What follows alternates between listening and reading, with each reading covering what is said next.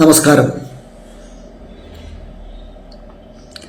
ഞാനിന്ന് നിങ്ങളുടെ മുന്നിലെത്തിയിരിക്കുന്നത് ഫഹദ് നന്ദുവും ഉത്സവ് രാജീവും ചേർന്ന് തിരക്കഥ എഴുതി സംവിധാനം ചെയ്ത ആനി ആൻഡ് സജീവ് നിർമ്മിച്ച പരിവാർ എന്ന സിനിമയെക്കുറിച്ച് സംസാരിക്കുവാനാണ്.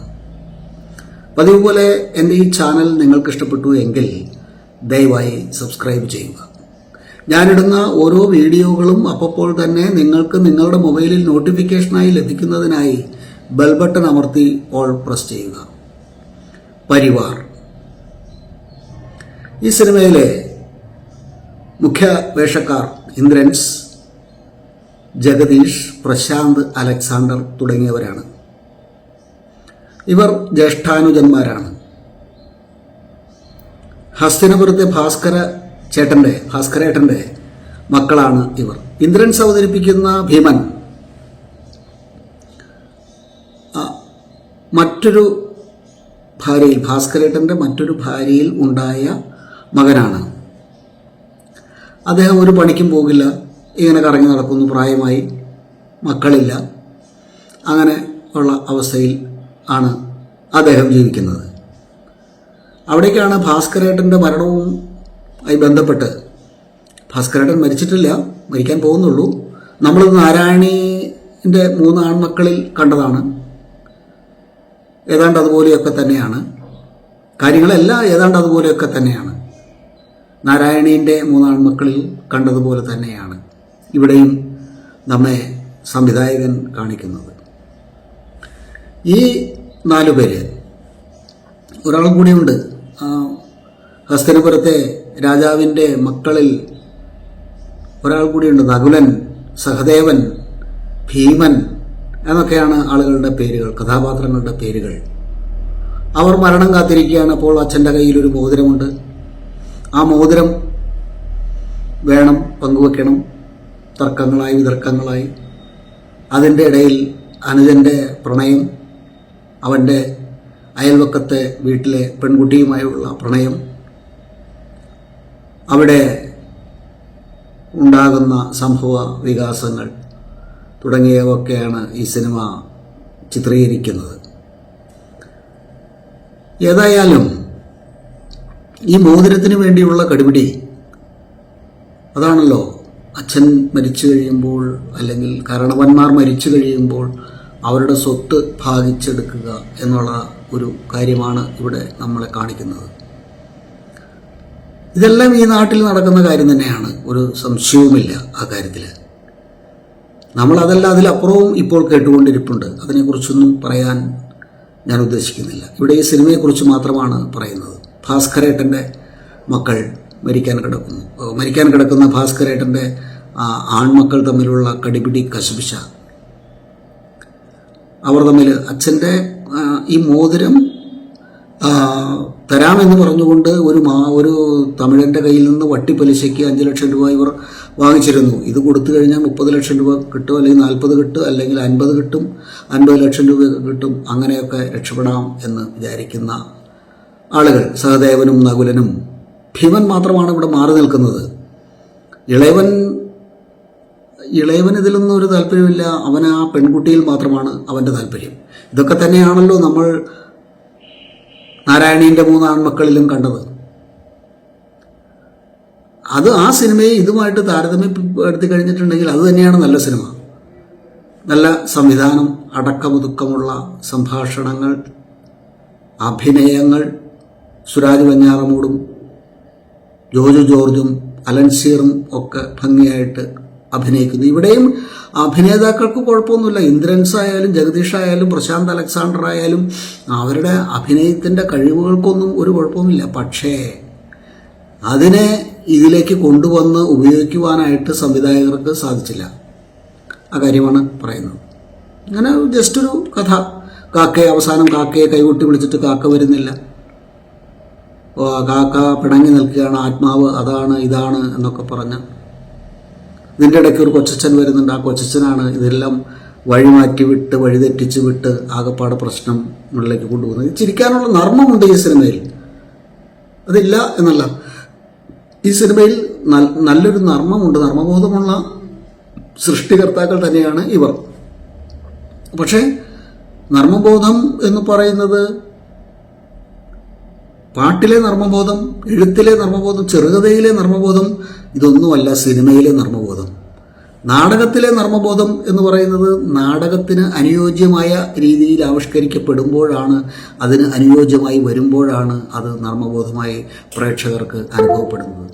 എന്നതുപോലെ തന്നെയാണ് സിനിമയെ സംബന്ധിച്ചും ആ നർമ്മബോധം അത് സിനിമയ്ക്ക് അനുഗുണമായി വരുമ്പോൾ മാത്രമാണ് അതിനെ ഭംഗിയായി അവതരിപ്പിക്കപ്പെട്ടു എന്ന് നമുക്ക് പറയുവാനായിട്ട് സാധിക്കുന്നത്.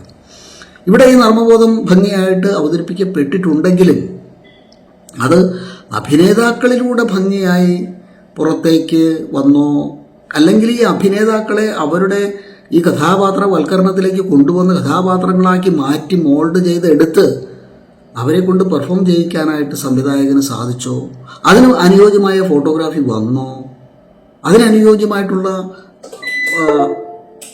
സംഗീതം, പശ്ചാത്തല സംഗീതം വന്നോ, എഡിറ്റിംഗ് വന്നോ, ഇതൊക്കെയാണ് ഇവിടെ പരിശോധിക്കാനായിട്ട് ഉദ്ദേശിക്കുന്നത്.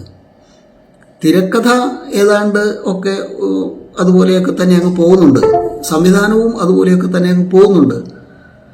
പക്ഷേ ഇതിൻ്റെ ഈ ജീവിതത്തിലേക്ക് കൊണ്ടുപോകുന്നുണ്ട്, നമ്മളെ കൊണ്ടുപോകുന്നുണ്ട്, ഒരു ജീവിതത്തിലേക്ക്, ജീവിത പരിസരത്തിലേക്ക് നമ്മളെ വലിച്ചു കൊണ്ടുപോകുന്നുണ്ട് ഈ സിനിമ. അത് ഉറപ്പായിട്ടുള്ള കാര്യമാണ്.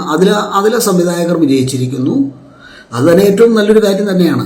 സംവിധായകർ അതിൽ വിജയിക്കുക എന്ന് പറഞ്ഞാൽ നമ്മളെ ഷോട്ടുകളുടെ മനോഹാരിതയിൽ മാത്രം ഒതുക്കി നിർത്താതെ ഷോട്ടുകൾക്ക് അപ്പുറത്തേക്കുള്ള ഒരു ജീവിതത്തിലേക്ക് നമ്മളെ വലിച്ചു കൊണ്ടുപോകുവാനായിട്ട് തിരക്കഥയ്ക്കും ആ സംവിധാനത്തിനും കഴിഞ്ഞു എന്ന് പറയുകയാണെങ്കിൽ ആ സിനിമ 75% വിജയിച്ചു എന്ന് തന്നെയാണ് അതിൻ്റെ അർത്ഥം.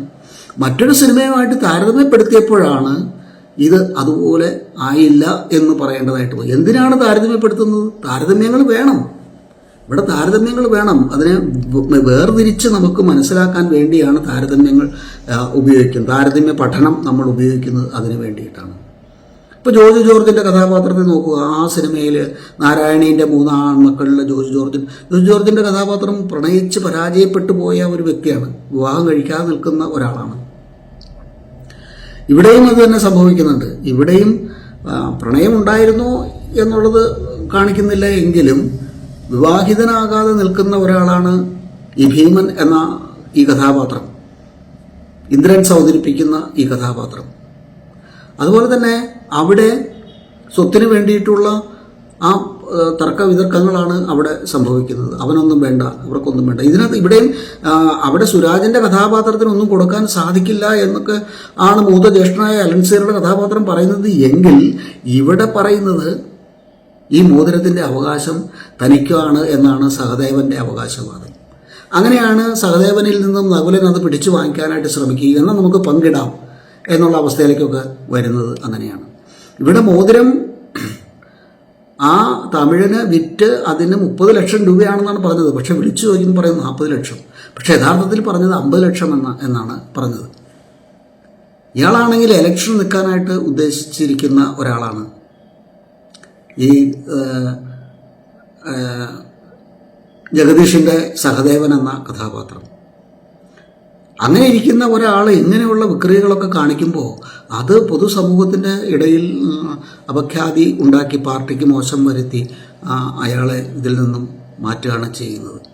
അവസാനം ഇവരെല്ലാവരും കൂടി ഒന്നാവുന്നു. എന്തിനാണ് പണത്തിന് വേണ്ടി തമ്മിൽ തെല്ലുന്നത്? അപ്പോഴാണ് തൻ്റെ മകൾ ഗർഭിണിയാണെന്ന് പറഞ്ഞ് അയൽവക്കത്തെ വാസുചേട്ടൻ ഓടി വരുന്നത്. അവർ തമ്മിലൊരു തർക്ക വിതർക്കങ്ങളൊക്കെ ഉണ്ടാകുന്നുണ്ട്. അവസാനം വാസുചേട്ടൻ തന്നെ ആത്മഗതം എന്ന വണ്ണം പറയുന്നുണ്ട്, അവൾ പോണെങ്കിൽ പോട്ടെ, അത്രയും ചിലവ് കുറഞ്ഞ് കിട്ടിയില്ലേ കല്യാണത്തിന്, ഇത്രയും ഷോയൊക്കെ കാണിച്ചെങ്കിൽ അയാൾ വാളൊക്കെ എടുത്ത് വന്ന് വീശി വാക്കത്തിയൊക്കെ കൊണ്ടുവന്ന് എല്ലാവരും വെട്ടും നിരത്തും എന്നൊക്കെ പറഞ്ഞ് ഈ പെൺകുട്ടിയെ ഗർഭിണിയാക്കി പയ്യനെ കൊല്ലും എന്നൊക്കെ പറഞ്ഞെങ്കിലും അവൻ അച്ഛ എന്നൊക്കെ വിളിക്കുന്നുണ്ട്. ആദ്യം വാസുചേട്ടനാന്നൊക്കെ വിളിച്ചുകൊണ്ടിരുന്ന ആൾ പിന്നീട് അച്ഛ. ഇതൊക്കെ കോമഡി ഉണ്ട് ഇതിനകത്തൊക്കെ നർമ്മമുണ്ട്. നമുക്കത് പെട്ടെന്ന് തന്നെ ആസ്വദിക്കാവുന്ന തരത്തിൽ ഉള്ള ഒന്ന് തന്നെയാണ്.